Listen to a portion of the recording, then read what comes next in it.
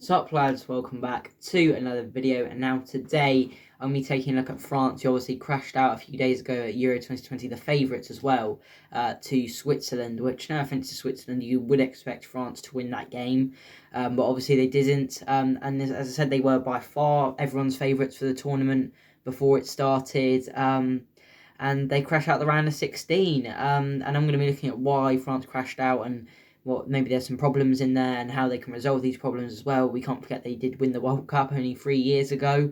We're going to be looking at the issues and why France did crash out in a very poor fashion. Obviously, 3-3 draw, crash out penalties can be a bit unlucky. Anyone can win it on a penalty shootout, and Mbappe was unlucky. It was quite a poor penalty, though, it had to be said. But again, it's not about penalties. They were poor throughout the game as well. And it's just, I want to start off with a point there about arrogance. They go 3-1 up, Pogba scores that really good goal, and they just kind of switched off from there. They probably thought we'd already won, 3-1 up against Switzerland, who, again, no offence to Switzerland, obviously they did end up beating France. Switzerland aren't the best of teams, we're much better than them, and we've won this game now, 3-1 up, but obviously they switched off, conceded 2 late goals, drew 3-3, and then lost on penalties, and, it's kind of that arrogance, I think the players kind of have, of, we've already won the World Cup, so it's just going to be easy again. We're going to be able to just steamroll our way through the Euros, and that's not how it worked. I think some players, maybe Pogba as well, obviously did that celebration, just still like, I've scored a goal, we've won the game, and then gave it away for, I think, their equalising goal to make it 3-3. Doesn't look too good. Mbappe as well. Obviously, he missed a penalty, but he didn't score a goal the whole tournament, but he was actually all right. It wasn't too bad, despite not scoring a goal, as I said, and obviously missing the penalty. But again, it's not really his fault. He did still play quite well, but again, you would expect France to be a lot better than this. Obviously, as well, it didn't help with Rabiot playing a left wing back, but they didn't have much of a choice. Digne was injured, and Lucas Hernandez was not fully fit, so he was on the bench. They didn't have another left wing back, or left back, but they could have still played Leo Dubois there, who was on the bench. I know he's more of a right wing back, but still, I think Kingsley Coman was on the bench. He played as a left midfielder, left winger kind of thing. And just, don't play with left backs or left wing backs. Just play a back four with someone else, a left back. As I said, I'm sure Dubois could maybe have filled in there. And, it didn't get a plan. I think they've switched their formations a lot. There was really no need to go to a back three against Switzerland. But obviously they did, and it didn't pay off. Stay with the system, because I think they should switch the system a lot of times during this tournament. And the players would have to adapt to the tactics, which will, in the middle of games, which isn't helpful for them. And obviously that hasn't paid off. I'm not saying Deschamps is at fault for all this, but obviously he does have to take a bit of a blame. Will he leave? I'm not 100% sure. I could see it happening. Especially with Zinedine Zidane waiting the hot seat. He said he does definitely want the French job. So, and Deschamps, he has been there for a while. He's been there, I think, since after Euro 2012. He's obviously won the World Cup with France. So maybe it's his time to go. But I don't think he can be blamed fully for this. I think some of it is definitely his fault for his tactics. But it's also the players' fault, we have to say. Also, defensive issues are a point to talk about as well. Obviously, did concede 3 goals to Switzerland, conceded 2 against Portugal, be 2 of those were penalties, and also did concede to Hungary as well.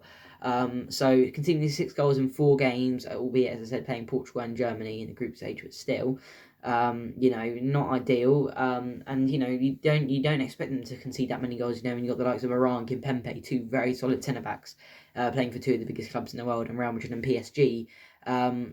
Conceding 6 goals. It doesn't really add up, but again, they were just they really didn't show off their good side, and it didn't. Again, they weren't the best. I don't know why they just went up to it. I don't think. But again, it's the arrogance kind of thing, isn't it? We've won the World Cup. This is going to be kind of a steamroll the Euros, but again, that didn't happen. And also, there's a lack of control in the games for France as well.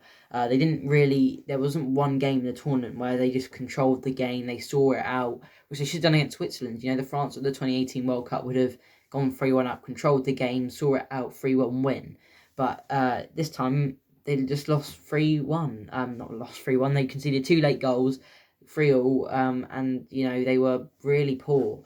And they and they should have seen that out, definitely. Against Portugal, again, they probably would have won that back a few years ago, but they just lacked control. They couldn't keep in front in that game. They couldn't become the better team. They couldn't take the next step. They couldn't go into the next gear in any of their games. I know they beat Germany in the first game, but Germany had their chances, and France, that was probably their best game in the tournament, to be honest. Against Hungary, they're unlucky. They probably should have won that game, but again, lack of control, lack of focus.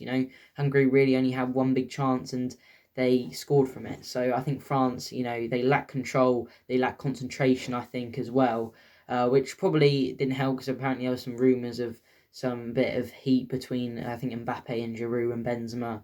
So, yeah, obviously that doesn't help either. And also, I think, a bit of a funny story, but again, probably will pay off on the players, or rub off on the players, is obviously, if you haven't heard about, Adrien Rabiot's mum was getting angry at Mbappe's dad because he's telling, Mbappe's being arrogant, he's not passing or whatever.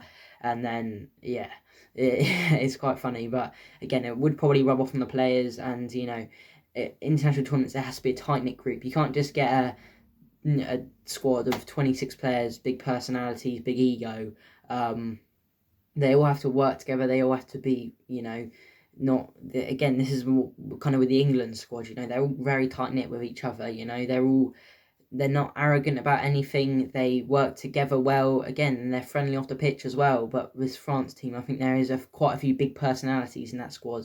I'm the best player here, kind of thing. I do what I want, kind of thing, which is not what you want in squads.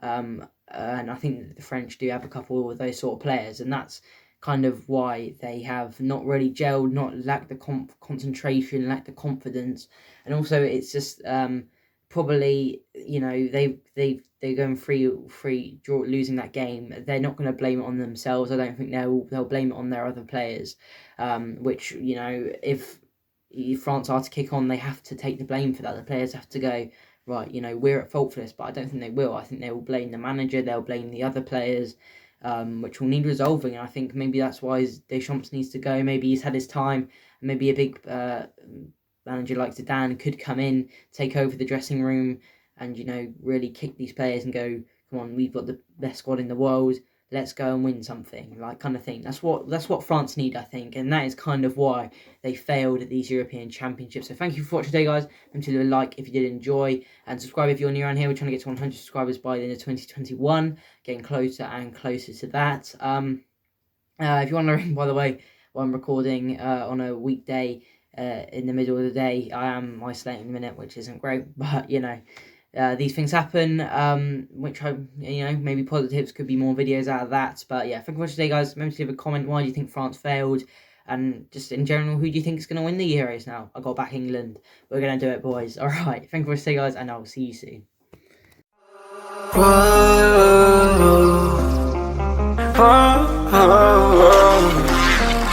I've got a premonition, I'm dreaming you and I. All my darkest fears are coming outside. We got a billion races, we got this melody, and you can trust me, baby.